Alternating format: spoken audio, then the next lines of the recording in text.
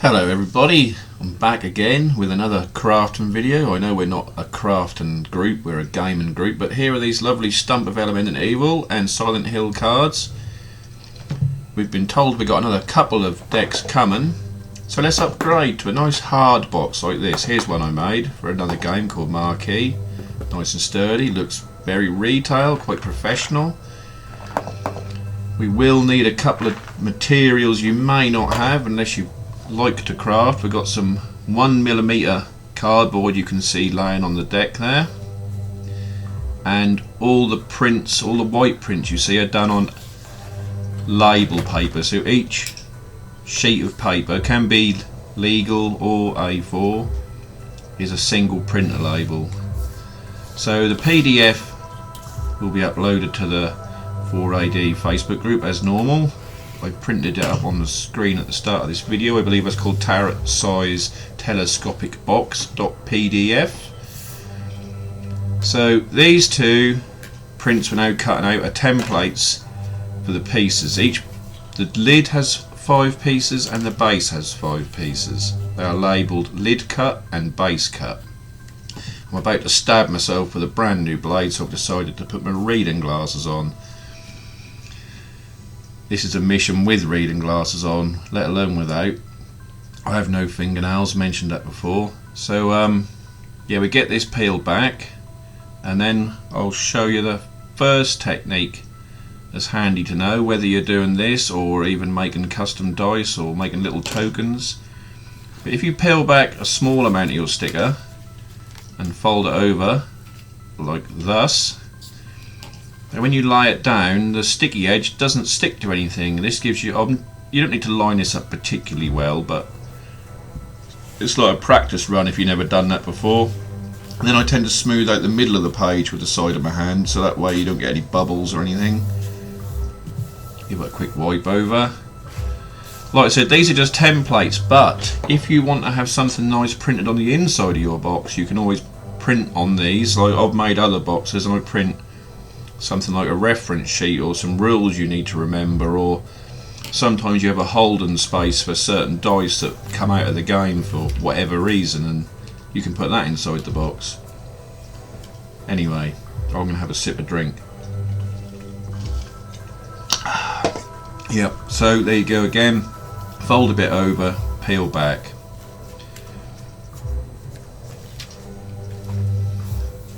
I mean, this, like I said, I know we're not a crafting group, but we're getting some nice decks of tarot cards, so make a nice box. I think I paid £4 for 25 sheets of the 1mm card. You could maybe get a piece from a hobby shop and buy one sheet for, I don't know, a quarter or 50 pence, 50 cents, whatever. And the same with the A4 label paper. You could probably buy individual sheets if you wanted to. But they come in really handy for making tokens and other gaming items. So I'm probably going to fast forward in a minute, so I very much doubt I'm going to make you watch me cut all this out. I try and remove as much of the black line as possible, but as all these pieces are buttered together, it's inevitable that you are going to get a small piece of black line. Yeah, I'm speeding up. The other way to do it is you can print things in really faint grey, so you know, so if you do leave a bit of line on, it's not quite so visible.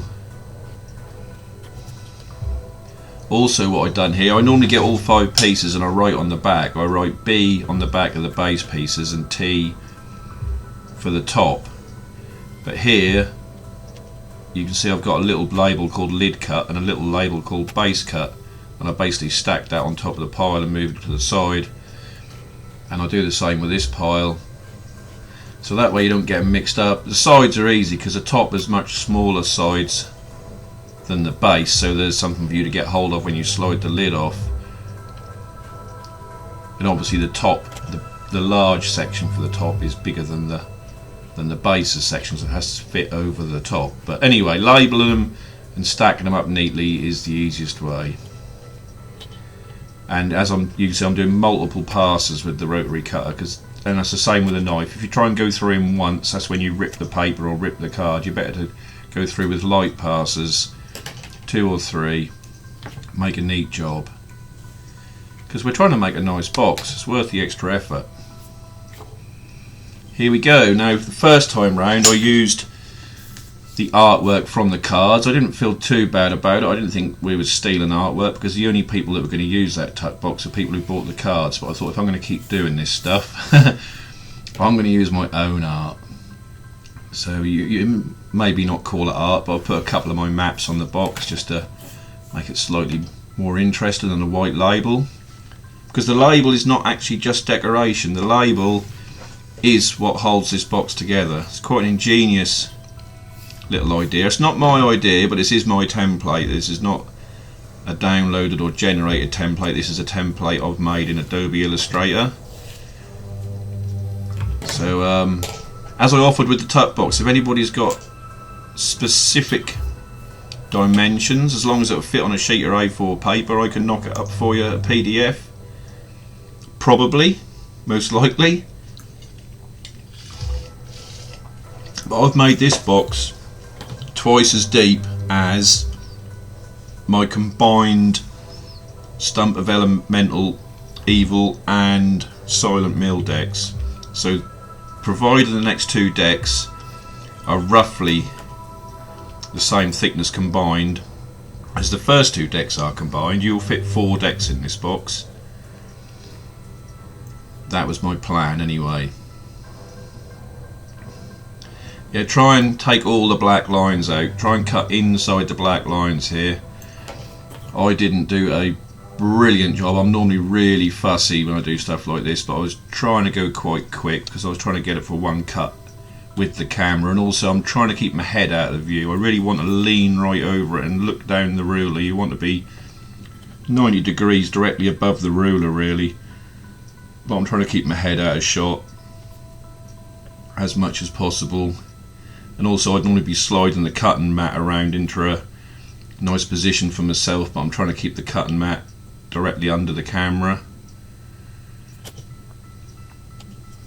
4AD, this is one of the first custom maps I ever did on the site. I enjoyed drawing a dungeon after my first 2 or 3 games, and I thought, yeah, let's just make a dungeon in the name of the game. You could technically play these games on this box, these maps, if your eyesight's good enough. They're not horrendously small. Right, so there they are, both cut out with a little bit of black ink left on. And here's our pieces. So again, the technique we learnt about peeling back, and this is even more important on here, you've got to go steady. If you just, once you got this corner up, don't just yank the backing off, otherwise where we've got our cut marks you could just tear the label really easily. So you'll see here I'll pull back over the first sort of tab, and then I'll put it down and I'll just tweak it here, just give it a little tease till them 2 corners pop. There you go. So you fold over again, and this is more important than when we lined up. This is quite important. So again, that yellow flap will stop that card from touching the sticky edge, and that means we can line it up. Look at all them grey hairs, I'm like really old now. Yeah, so get all 4 corners lined up, nice and easy. You can line them up with your cut marks. Then you push that edge down and then just fudge it out. Happy days. Like I said, you can use this technique for putting stickers on tokens or dice or anything. Just fold a little bit back, and it allows you to line everything. Again, tease here, don't just rip it off, think, oh I've done that, let's rip it off. Right, now comes the magic of how the label works. So we get a couple of scrap bits, or if you haven't got any scrap bits for whatever reason, you can get one of your long sides, butt them up against a piece of cardboard and stand them up. They will stick to the label. They'll stick enough. Now remember that the ends are 1mm longer than the base each end, so they will protrude a little bit. They're meant to. So just make sure it's centered. So that 1mm gap is when you roll the end up, the bottom edge of the end will stick to the label. That should be the perfect gap. Obviously I enjoy this, and I know a lot of you probably don't, because you don't even enjoy drawing maps. But for those that do enjoy crafting, these are really nice boxes, and you can make them at home. Just, you know, it might cost you a couple of pound or a few dollars for some label paper, and the 1mm card you might be able to cut up like a cereal box, breakfast cereal box or something. You don't have to buy card stock. I love crafting out of stuff I can find around the house. So yeah, we stuck the long edge down, we butt the short edge up against the end of the long edge, and then just fold that little tab around with my thumb. I've done this a few times on camera to try and show it, but it's awkward because I had to have the box flat on the mat to do it, so I couldn't tilt it towards the camera. But I think you can see what I'm doing. I'm just getting it buttered up, rolling it around with my finger. There they go. Such an elegant design. I also have a template for 2 poker-sized decks, a one box that holds 2 poker-sized decks. So for anyone who's bought Alexi's Kingdoms and High Seas decks, if you want it, PM me or whatever, and I'll just message you the template.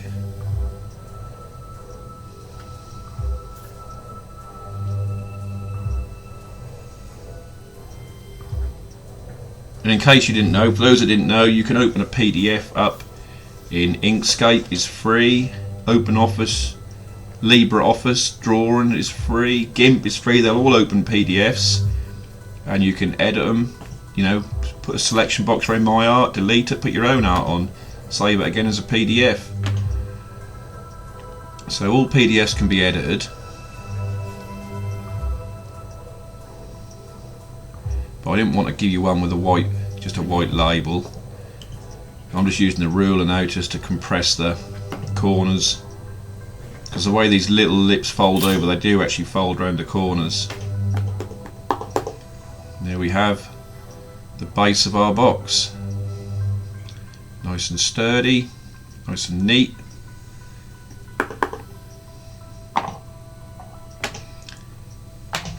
So next to the lid, which I'm not going to show you because I'm having enough trouble talking for this long.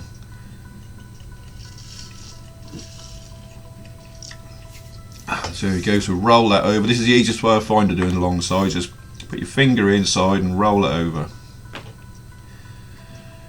Start in the middle and work your way out when you do these edges. You don't get no creases then. Yeah, there's a couple of black lines inside the box where I didn't cut all the ink out sufficiently. I was trying to go quite quick for the camera. Don't know why, because I can edit it afterwards. I quite like that look.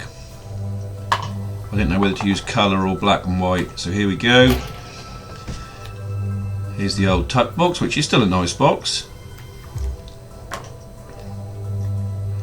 2 full decks of cards. Like I said, this new box will hold 4 decks of cards, assuming the next 2 are going to be a similar combined thickness. Look at that, lovely. Upgrade, level 2.